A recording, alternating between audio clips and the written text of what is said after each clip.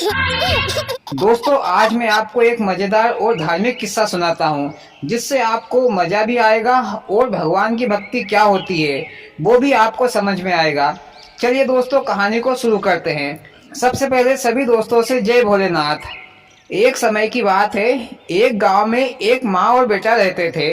वे बहुत ही गरीब थे। तो बेटा ने कहा अपनी माँ से, माँ मैं शहर जाकर कोई काम वाम करके पैसा कमा लाता हूँ। तो माँ ने भी कहा कि ठीक है बेटा, चले जाओ। फिर बेटा शहर चला गया।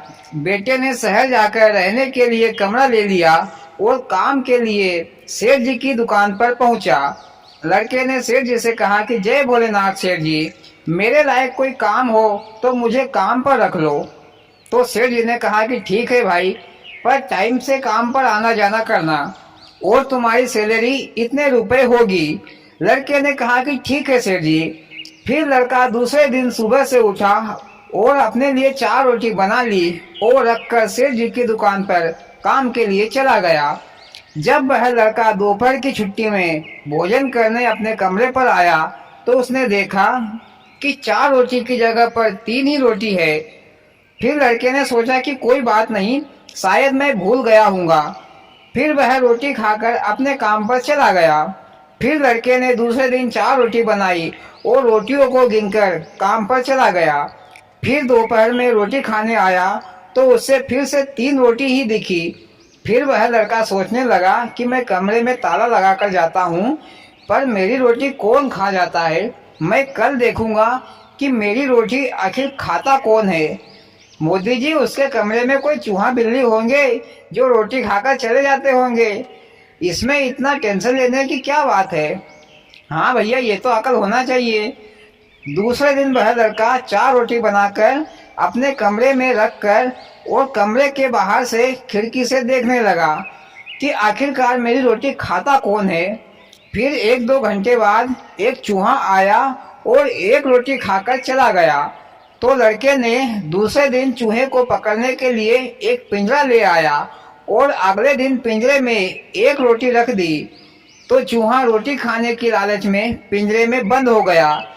फिर वह लड़का चूहे के पास आया और चूहे से बोला, अरे वाह भाई, मेहनत मैं करूं, तू पटेल बनकर पका पकाया माल खाए।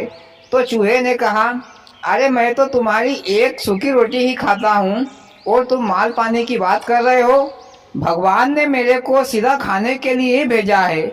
अब मेहनत तू करे तो क्या हुआ। अगर तुम मुझे कहीं भी ले जाकर छोड़ दो, पर तुम्हारी रोटी मेरे नसीब में होगी तो मैं ही खाऊंगा। तो लड़के ने कहा कि कहाँ है भगवान, मैं अभी उनसे बात करता हूँ कि मेहनत कोई करे और खाए कोई, नाचे कूदे बांदरी और खीर खाए फकीर। फिर चूहा बोला, जाओ 7 समंदर पार जाओ, वहाँ पर तुम्हें भगवान मिल जाएंगे, उन्हीं से पूछ लेना। इधर लड़के ने भी मन में ठान ली कि अब तो मैं भगवान से मिलकर ही आऊंगा। फिर वह उसी वक्त भगवान से मिलने के लिए चल पड़ा। मोदी जी, लड़का क्या सनका गया था क्या, जो भगवान से बात करने की जिद पकड़ ली। अरे भगवान भी कहीं मिलते हैं। अरे भैया, मन में श्रद्धा और भक्ति और जिद हो तो भगवान भी मिल जाते हैं। वह लड़का चलते चलते बहुत दूर निकल गया तो वह एक गांव में गया। उस गांव में एक झुग्गी झोपड़ी में एक बूढ़ी अम्मा और उसकी बेटी रहती थी। वह उनके घर गया और बोला, माताजी, मुझे रात रुकने के लिए तुम्हारे घर में जगह मिल जाएगी क्या? सुबह होते ही मैं चला जाऊंगा।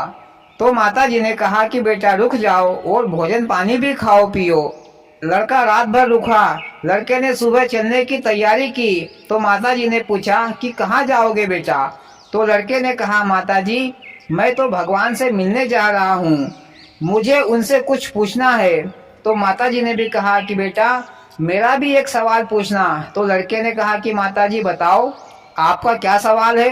तो माताजी बोली, मेरी एक बेटी है जो कुछ बोलती ही नहीं है, तो भगवान से ये पूछना कि मेरी बेटी बोलेगी कब। तो लड़के ने कहा कि ठीक है माताजी, मैं आपका सवाल भी पूछूंगा। फिर लड़का वहां से चल दिया। चलते चलते वह समुद्र के पास आ गया। फिर लड़के ने देखा कि इतना बड़ा समुद्र पार कैसे किया जाए।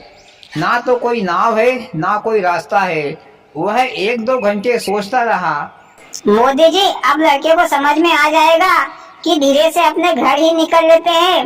भगवान से मिलने का जो जुनून है ना, वो समुद्र के पानी को देखकर ठंडा हो जाएगा। नहीं भैया, ऐसा नहीं है। जब सच्चे मन से भगवान से मिलने की इच्छा हो तो भगवान खुद ही रास्ता दिखाते हैं। सौभाग्य बस एक महात्मा समुद्र के किनारे तपस्या कर रहे थे तो लड़के की निगाह उस महात्मा जी पर पड़ी। फिर लड़का महात्मा जी के पास गया और प्रणाम किया और पूछा, महात्मा जी, मुझे भगवान से मिलने जाना है, पर मैं समुद्र पार कैसे करूं? तो महात्मा जी बोले, मेरे पास ये उड़ने वाली चप्पल है, इसको पहनकर तुम समुद्र पार कर सकते हो। फिर महात्मा जी ने उस लड़के को चप्पल दे दी और कहा कि भैया, मेरे बारे में भी भगवान से पूछना कि मुझे स्वर्ग मिलेगा या नरक मिलेगा। लड़के ने कहा कि ठीक है महात्मा जी। फिर लड़का महात्मा जी को प्रणाम करके चप्पल पहनकर 7 समुंदर पार कर गया। मोदी जी, क्या उड़ने वाली चप्पल भी मिलती है? मुझे भी पता बता दो, मैं भी खरीद कर ले आऊंगा। भैया, ये सत्य, श्रद्धा और भक्ति से बनाई गई चप्पल थी, जो इस दुनिया के किसी भी बाजार में नहीं मिलती, जो तुम खरीद कर ले आओगे। लड़के ने जब 7 समुंदर पार कर लिए तो समुंदर के उस किनारे लड़के को एक बड़ा सा कछुआ मिला। कछुए ने कहा कि भैया, कहाँ जा रहे हो? तो लड़के ने कहा कि भगवान से मिलने के लिए। फिर कछुए ने कहा कि भैया, मेरा भी एक काम करना, तुम भगवान से ये पूछना कि मैं उड़ूंगा कब। तो लड़के ने कहा कि हाँ, जरूर पूछूंगा। फिर लड़का आगे चल पड़ा तो भगवान ने देखा कि ये लड़का सच्ची लगन के साथ मुझसे मिलने आया है, सारी मुसीबतों को पार करके, तो मुझे इसको दर्शन देने होंगे। फिर भगवान उस लड़के के सामने प्रकट हो गए और कहते हैं, बोलो बच्चे, क्या चाहिए? तो लड़के ने कहा कि महाराज, आप कौन हो? मोदी जी, लड़का भगवान को नहीं पहचान रहा है, जो पूछ रहा है कि आप कौन हो भैया? भैया, भगवान को पहली बार देखा है तो कैसे पहचानेगा? फिर भगवान ने लड़के से कहा कि मैं भगवान हूँ। तो लड़के ने भगवान को प्रणाम किया और सोचने लगा कि पहले मैं अपना सवाल पूछूं या रास्ते में जो भी मुझे मिलने थे उनका सवाल पूछूं। मोदी जी, पहले तो अपना काम करना चाहिए। अरे अपना काम बनता और जहन्नुम में जाए सारी जनता। नहीं भैया, ऐसा नहीं है। लड़के ने सोचा कि पहले मैं दूसरों का सवाल पूछ लेता हूँ। तो लड़के ने कहा कि महाराज, मुझे कछुए ने कहा था कि वो उड़ेगा कब? तो भगवान ने कहा कि कछुए से कहना कि वो अपनी पीठ को उखाड़ कर फेंक दे तो वह उड़ने लग जाएगा। फिर लड़के ने दूसरा सवाल पूछा कि महात्मा जी ने पूछा कि वो स्वर्ग जाएंगे या नरक में। तो भगवान ने कहा कि महात्मा जी से कह देना कि वो अपनी कोई सी कीमती चीज दान कर दे तो उसे स्वर्ग मिल जाएगा। फिर लड़के ने तीसरा सवाल पूछा कि माता जी की लड़की बोलेगी कब? तो भगवान ने कहा कि माता जी से कहना कि वो अपनी लड़की की शादी कर दे तो वह बोलने लग जाएगी। फिर लड़के ने सोचा कि अपना सवाल को तो रहने दूं। फिर लड़के ने भगवान को प्रणाम किया और वापस आ रहा था तो रास्ते में कछुआ मिला। वो कछुए ने पूछा कि भैया, भगवान ने मेरे बारे में क्या कहा? तो लड़के ने कहा कि तुम अपनी पीठ को उखाड़ कर फेंक दो तो तुम उड़ने लग जाओगे। तो कछुए ने कहा कि तुम ही मेरी पीठ को उखाड़ कर फेंक दो। तो लड़के ने कछुए की पीठ उखाड़ दी तो देखा कि कछुए की पीठ पर हीरे मोती है। तो लड़के ने हीरे मोतियों को अपने पास रख लिए। मोदी जी, कछुए के पास हीरे मोती कहाँ से आए? भैया, समुद्र में इतने सारे रत्न होते हैं तो कछुए ने भी समुद्र में से हीरे मोती इकट्ठे किए होंगे। फिर लड़का चलते चलते महात्मा जी के पास आया तो महात्मा जी ने पूछा कि भगवान ने मेरे बारे में क्या कहा? तो लड़के ने कहा कि महात्मा जी, भगवान ने कहा कि तुम अपनी कोई कीमती चीज दान कर दो तो तुम्हें स्वर्ग मिल जाएगा। तो महात्मा जी ने अपनी कीमती उड़ने वाली चप्पल उसी लड़के को दान कर दी। फिर वह लड़का माता जी के पास आया तो माता जी ने पूछा कि बेटा, भगवान ने क्या कहा? तो लड़के ने कहा, माता जी, तुम अपनी लड़की की शादी कर दो तो तुम्हारी लड़की बोलने लग जाएगी।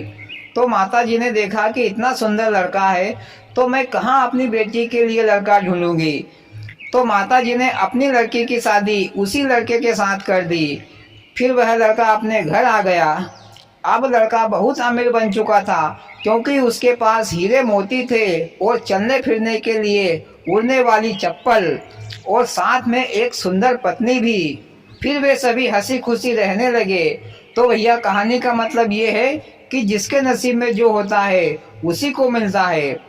और भैया कहानी खत्म।